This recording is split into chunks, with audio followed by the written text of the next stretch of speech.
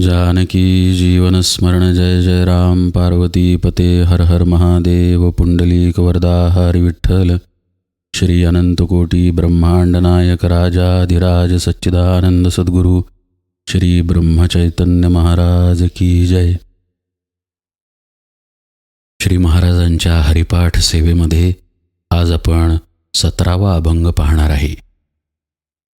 हरिपाठ कीर्ती मुखे जरी गाय, पवित्रची होय देह त्याचा.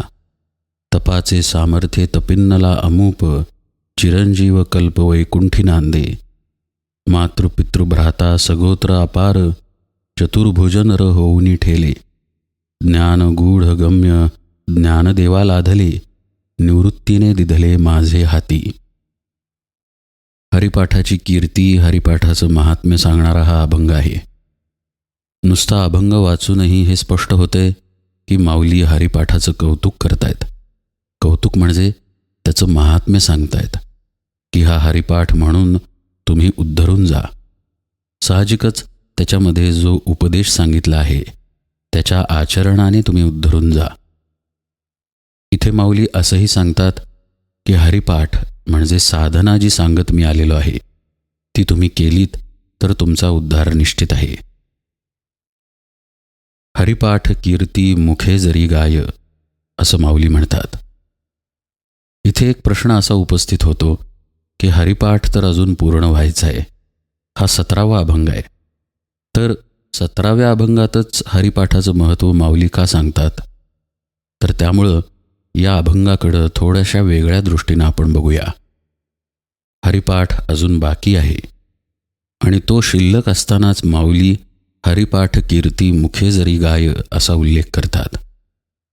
याचा अर्थ स्पष्ट आहे की उपासनेला उद्देशून, साधनेला उद्देशून माऊली इथं काहीतरी सांगतायत. कीर्ती या शब्दाला अतिशय महत्त्व आहे परमार्थामध्ये. ज्यामध्ये भगवंताची कीर्ती सांगितली जाते किंवा ज्यात भगवंताची कीर्ती गायली जाते त्याला कीर्तन भक्ती असं म्हणतात. अर्थात दासबोधामध्ये कीर्तन भक्तीचा पूर्ण समास आहे, तो विस्तृत आहे. पण थोडक्यात कीर्तन म्हणजे भगवंताची स्तुती, त्याचं गान. माऊली इथं शब्द वापरतात हरिपाठ कीर्ती. नुसतं भगवंताचं गान किंवा स्तुती म्हणजे कीर्तन आहे का हो? तर नाही. भगवंताची स्तुती आपण कुठल्या दृष्टीने करतो याला फार महत्त्व आहे. आज आपण देहभावावरती आहोत हे निश्चित आहे. या देहभावातून आत्मभावाकडे जाण्याचा प्रवास आपण करतोय.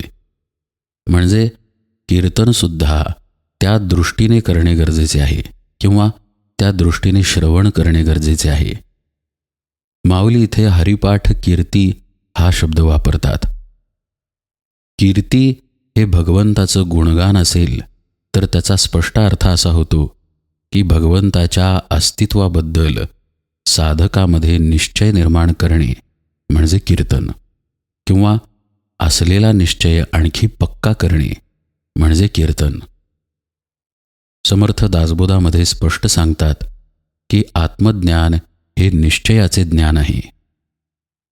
माऊली म्हणतात हरिपाठ कीर्ती मुखे जरी गाय, पवित्रची होय देह त्याचा. म्हणजे मुखाने जरी हरिपाठ कीर्ती गायन केली तरी देह पवित्र होतो. पण हा अतिशय बाह्यदृष्टीचा अर्थ आहे. पहिल्या अभंगाच्या निरूपणातच विषय आलाय बघा की लोक भगवंताचं नाव घेऊन दरोडासुद्धा टाकतात. तोंडाने रामकृष्ण हरी म्हणतात पण अंतरामध्ये कपट असतं, लोकांना फसवतात किंवा त्यांच्या दैनंदिन आचरणात ते परमार्थदृष्ट्या अतिशय विसंगत वागत असतात. पण मुखात मात्र रामकृष्ण हरी ठेवलेलं असतं. त्यामुळं नुसतं मुखानं हरिपाठ म्हटल्यावर देह पवित्र होईल हे तसं संभवत नाही. मग इथे बघावं लागेल की माऊलींना नक्की काय सांगायचं आहे. मगाशी मी म्हणालो की कीर्तनामध्ये भगवंताची कीर्ती गाणे म्हणजे भगवंताविषयीच्या ज्ञानाचा निश्चय मनामध्ये पक्का करणे. जो कीर्तन करतो त्यानेही या निश्चयापाशी दृढ राहायचं आहे आणि जो कीर्तन श्रवण करतो त्यानेही दृढ राहायचं आहे. श्रोता वक्ता दोघेही उद्धरून जातात अशी कीर्तन भक्ती आहे. जेव्हा माऊली हरिपाठ हा शब्द कीर्तीबरोबर जोडतात तेव्हा हरिपाठामध्ये अंतर्भूत असलेल्या निरनिराळ्या साधना आपल्याला आत्मज्ञान प्राप्त करायचं आहे या दृष्टीने जपायच्या आहेत आणि त्याचे अनुसंधान ठेवायचे आहे असं माऊली सांगतायत. आपण बऱ्याचदा काय करतो, साधनांबद्दल ऐकतो पण साधनाची निश्चिती करत नाही.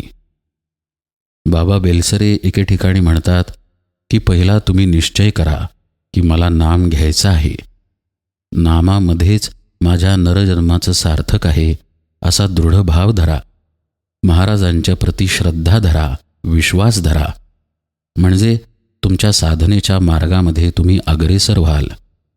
आणि एकदा हे निश्चय केल्यानंतर त्या दृष्टीनं पावलं टाका.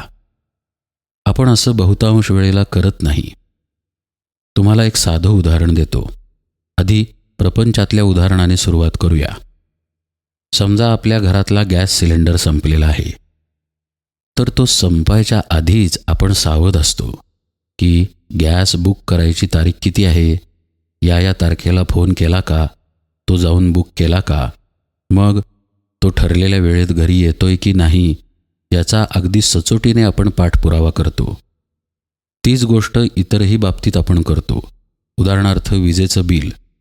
आजकाल आता ऑनलाईन बिल भरलं जातं, पण आपलं त्या ड्यू डेटकडे बारकाईने लक्ष असतं.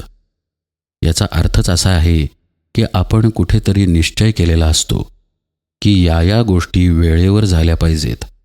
वेळेवर बिल भरलं गेलं पाहिजे, वेळेवर गॅस घरी आला पाहिजे, वेळेवर भांडी धुतली गेली पाहिजेत, वेळेवर कपडे धुतले गेले पाहिजेत, वेळेवर केर, फरशी, स्वयंपाक अशा अनंत गोष्टींमध्ये आपण सचोटीने निश्चयात्मक पावलं उचलत असतो. थोडक्यात प्लॅनिंग आपलं ठरलेलं असतं. परमार्थातच आपण असं करत नाही, कारण परमार्था वाचून आपलं अडतंय असं आपल्याला कुठे वाटतच नाही. आज मी नामसाधनेला बसलो नाही तर काय बिघडतं? माझ्या अकाउंटमधले 5,000 रुपये थोडेच कमी होतात जर मी नाम घेतलं नाही तर. आज मी ध्यानाला बसलो नाही तर काय बिघडलं? अकाउंटमधले पैसे थोडीच जाणार आहेत की ना कोणी मला जाब विचारणार आहे?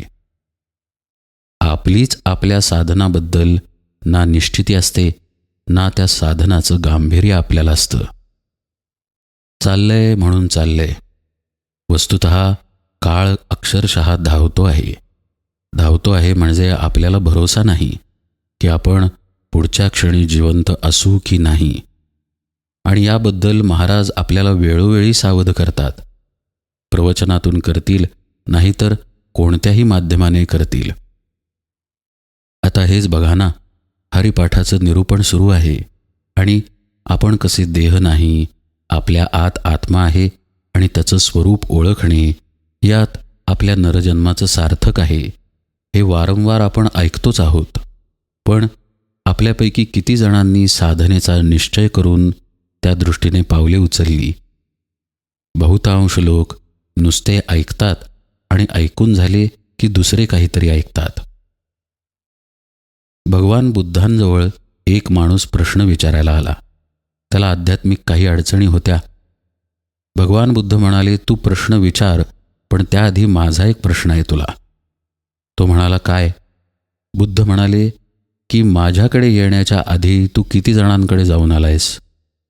तर तो म्हणाला, 8-10 जणांकडे जाऊन आलोय. मग बुद्धांनी विचारलं की त्यांनी तुला काय सांगितलं? तर तो माणूस म्हणाला की त्यांनी त्यांच्या परीने माझ्या प्रश्नांची उत्तरे दिली.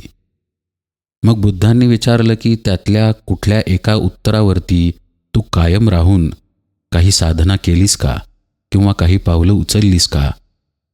तर तो म्हणाला, नाही. मग बुद्धांनी विचारलं, मग मला का विचारायला आला आहेस? तर तो माणूस म्हणाला की आता एवढ्या जणांनी अमुक सांगितलं, तर तुम्ही आता काय सांगता या उत्सुकतेने मी तुम्हाला विचारत आहे. बुद्ध म्हणाले, असं अध्यात्मात चालत नाही. तुला एक साधन निश्चिती करावीच लागेल, तरच तुझा अनुभव म्हणून तुझ्या पदरात काहीतरी पडेल. अन्यथा हा नुसता वेळ वाया घालवणे आहे. आपलेही बहुतांश वेळेला असेच असते. सद्गुरू जर असतील तर त्यातल्या त्यात साधन निश्चिती असते. पण पुष्कळांचे मी पाहिले आहे की सद्गुरू असून सुद्धा साधन निश्चिती झालेली नसते, आणि ही खरी दुर्दैवाची गोष्ट आहे. माऊली म्हणतात, हरिपाठ कीर्ती मुखे जरी गाय. मुखानी गान करणं अत्यंत गरजेचं आहे.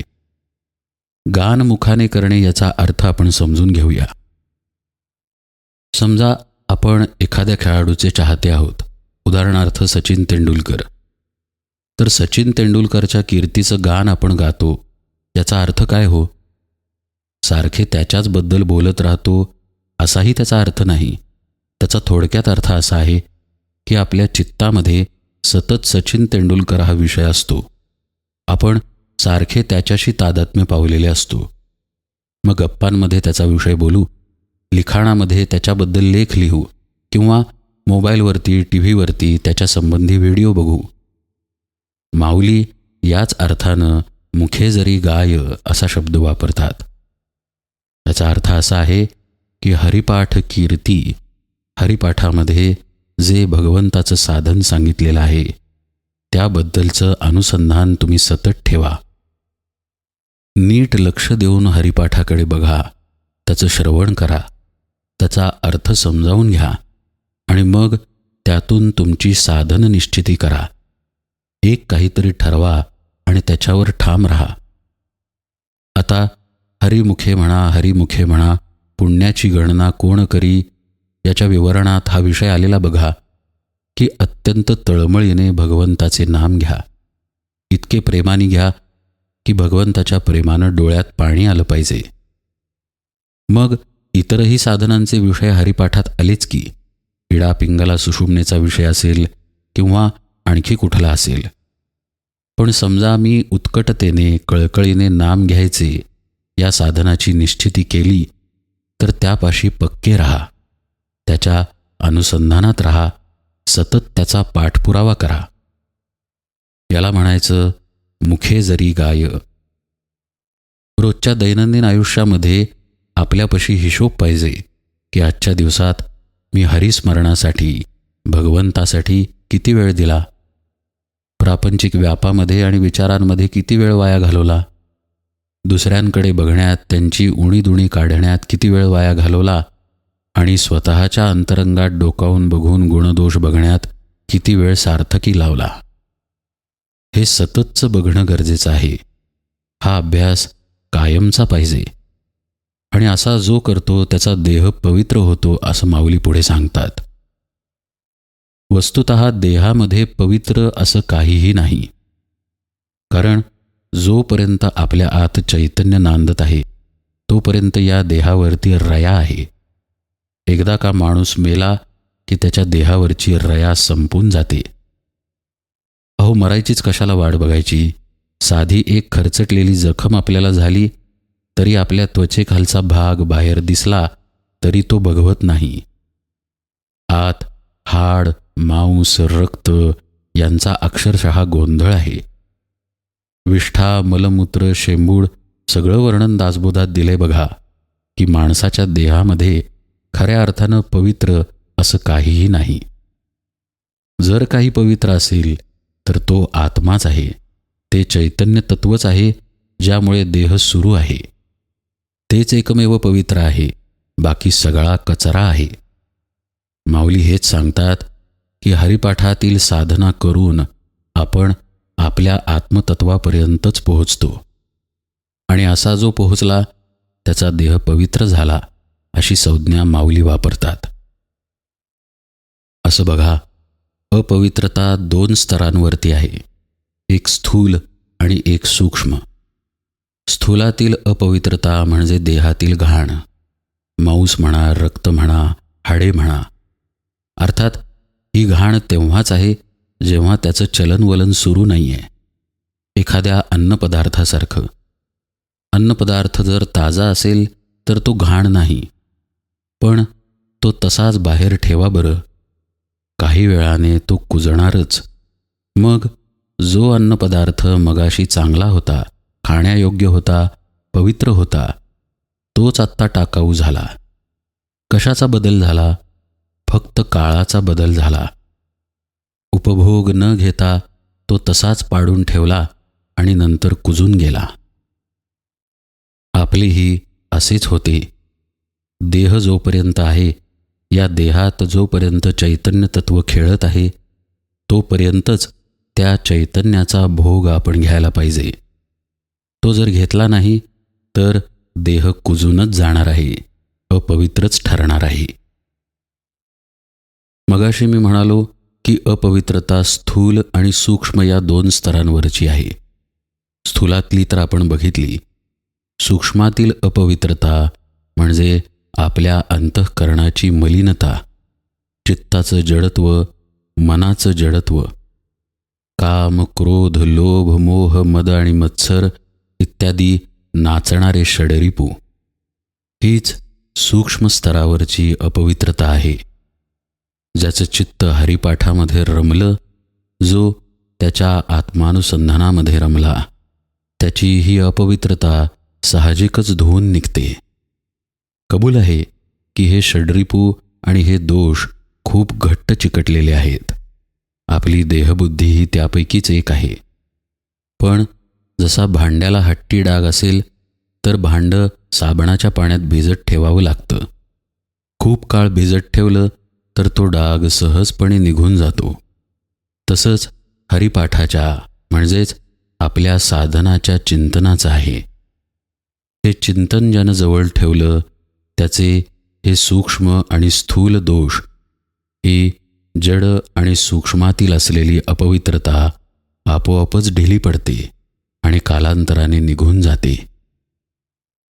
असं साधनेमध्ये रममाण असणं, त्याच्या अनुसंधानात असणं म्हणजेच आपल्या आत असलेल्या चैतन्याचा भोग घेणं. असा जो चैतन्याचा भोग घेतो तो त्याचा नरजन्म कुजवत नाही. तो काय करतो? हरिपाठ कीर्ती मुखाने गात राहतो. साधनाच्या आपल्या आत्म्याच्या अनुसंधानात राहतो. आणि हेच खऱ्या अर्थानं तप आहे. माऊलीही पुढे तेच सांगतात, तपाचे सामर्थ्ये तपिन्नला अमुप.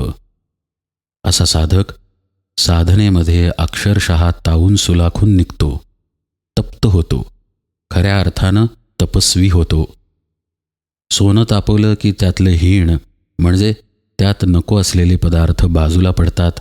तसेच साधकातील काम, क्रोध, लोभ, मोह, मद, मत्सर इत्यादी षड्विकार, त्याचा अभिमान, त्याचा कर्तेपणा, त्याचं मन, त्याची बुद्धी, चित्त इत्यादी गोष्टी बाजूला राहतात आणि तो सर्वार्थाने शुद्ध होतो. असं जे शुद्ध होणं आहे त्याला तळपणे असं म्हणतात. हे तेजाने तळपणे आहे आणि हे तेज आत्मस्वरूपाचे तेज आहे, भगवंताचे तेज आहे. माऊली म्हणतात, तपाचे सामर्थ्ये तपिन्नला अमुप, चिरंजीव कल्प वैकुंठी नांदे. अशा पद्धतीने जो तावून सुलाखून तापतो, तपस्वी होतो, तो अनंत काळासाठी वैकुंठात वास करतो. वैकुंठ ही एक संकल्पना आहे जिथे भगवंत वास करतात. पण भगवंतांचंच असं वचन आहे, नाहं वसामि वैकुंठे योगिनां हृदयैरवौ, मद्भक्ता यत्र गायन्ति तत्र तिष्ठामि नारद. मी ना वैकुंठात आहे ना कुठे आहे. मी तिथेच तिष्ठत उभा आहे जिथं माझं कीर्तन सुरू आहे, माझं नामगान सुरू आहे, माझी साधना सुरू आहे. मग माऊली जेव्हा असं म्हणतात की तपाचे सामर्थ्ये तपिन्नला अमुप असा जो साधक आहे तो चिरंजीव कल्प वैकुंठी नांदतो, म्हणजे अनंत काळासाठी वैकुंठात राहतो, याचा नेमका अर्थ काय? तर वैकुंठ ही अवस्था आहे असा अर्थ स्पष्ट आहे. म्हणजेच तो अशा एका अवस्थेमध्ये राहतो ज्या अवस्थेत त्याला भगवंताचा संग अखंड राहतो. वैकुंठ या शब्दामध्ये 2 शब्दांचा समन्वय आहे. एक म्हणजे वय आणि दुसरं म्हणजे कुंठ. वय म्हणजे आपलं जीवन आणि कुंठ म्हणजे कुंठित होणे. जीवन ज्या अवस्थेमध्ये कुंठित होतं त्या अवस्थेला वैकुंठ असं म्हणतात. साधनेमध्ये चित्त आणि मन याचा लय झाल्यानंतर साधक केवल कुंभक अवस्थेमध्ये पोचतो. ही जी केवल कुंभकाची अवस्था आहे हेच वैकुंठ आहे. वय म्हणजे जीवन, श्वासाची गती, कुंठ म्हणजे कुंठित होणारी स्थिती, म्हणजेच केवल कुंभक. या केवल कुंभकाचे साधनेत अनन्यसाधारण महत्त्व आहे, कारण तो मुद्दामून करण्याचा कुंभक नाही. तिथे देहभाव जराही नाही. ही अवस्था देहाच्या पलीकडे, मनाच्या पलीकडे गेल्यानंतर साधकाला आपोआप प्राप्त होते, किंबहुना गुरुकृपेनेच प्राप्त होते. या अवस्थेमध्येच त्याला भगवंताच्या साक्षात्काराचीही अनुभूती आहे आणि सहस्रदळ स्थानापर्यंतचा साधन प्रवासही आहे. माऊली इथे स्पष्ट सांगतात की नुसती साधना उपयोगाची नाही, तर त्या साधनेचं अनुसंधान पाहिजे. एक प्रकारे तुम्हाला साधनेचं वेड लागलं पाहिजे, आणि असं वेड ज्याला लागतं तो त्या तपाच्या सामर्थ्यानं तप्त होतो, प्रकाशमान होतो, अक्षरशः तळपतो. आणि असा तपस्वी वैकुंठ ही अवस्था भोगतो. तिथे तो अखंड परमात्मभावामध्ये स्थिर असतो. या त्याच्या अखंड स्थिर राहण्याच्या कृतीला किंवा अवस्थेला माऊली चिरंजीव कल्प वैकुंठी नांदे अशी सुंदर संज्ञा वापरतात. माऊली पुढे म्हणतात, मातृपितृ भ्राता सगोत्र अपार चतुर्भुज नर होऊनी ठेले. अशा व्यक्तीचं कुळ उद्धरून जातं, कारण त्याच्या स्वतःपशी देहभाव ज्या मार्गाने आलेला असतो तो मार्ग वासनेचा मार्ग आहे. हा मार्ग आत्मज्ञान ही अवस्था भस्म करून टाकते. साहजिकच त्याचे कुळ उद्धरून जाते. मग त्याला जन्ममरणाची बाधा कदापिही राहत नाही. माऊली म्हणतात, चतुर्भुज नर होऊनी ठेले. अशी गुरुपदिष्ट साधना करून आजवर अनेक महात्मे प्रत्यक्ष भगवत स्वरूपच झाले. त्यांच्यात आणि भगवंतांमध्ये काहीही भेद राहिला नाही, आणि हे त्यांनी नरदेहामध्येच साध्य केले, गुरुकृपेने साध्य केले. एक दोन कुणीतरी भाग्यवान आजपर्यंत या अवस्थेला पोचले बाबा असं नाही आहे. अक्षरशः हजारो महात्मे भगवत स्वरूप झाले. समर्थ म्हणतात त्याप्रमाणे, नामे पाषाण तरले असंख्यात भक्त उद्धरले, महापापी तेची झाले परमपवित्र. माऊलींनी हरिपाठाची नुसती कीर्ती म्हणजे नुसतं गुणगान गायलेलं नाही आहे, तर हरिपाठ ही जीवन पद्धती आहे, साधन पद्धती आहे असं माऊली निक्षून सांगतायत.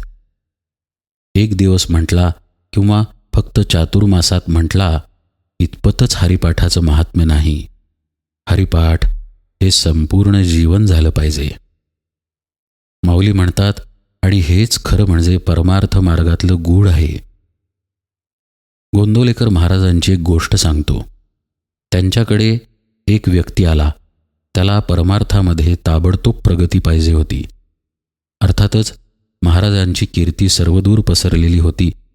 तो ती कीर्ती ऐकून महाराजांच्याकडे गोंदवल्याला आला. महाराज त्याला म्हणाले, तुम्हाला नेमकं गूढ काय आहे ते सांगतो, थोडं थांबा. तो थांबला. महाराज नंतर झोपले. दुसऱ्या दिवशीही महाराजांनी त्याला थांबवलं. असे काही दिवस गेल्यानंतर त्याच्या मनात विचार आला की महाराज आपल्याला गूढ सांगतील की नाही कोणास ठाऊक.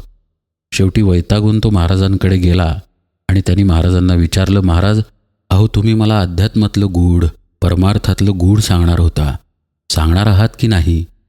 त्यावर महाराज एकदम म्हणाले, थांबा थांबा सांगतो, इकडे या. महाराज त्याला शेजघरात घेऊन गेले आणि जवळ कान कर म्हणाले. त्याने अतिशय उत्सुकतेने महाराजांच्या तोंडापाशी कान नेला. त्याची कल्पना अशी होती की कुणालाही माहीत नाही असं काहीतरी मोठं गूढ आज महाराज सांगणार.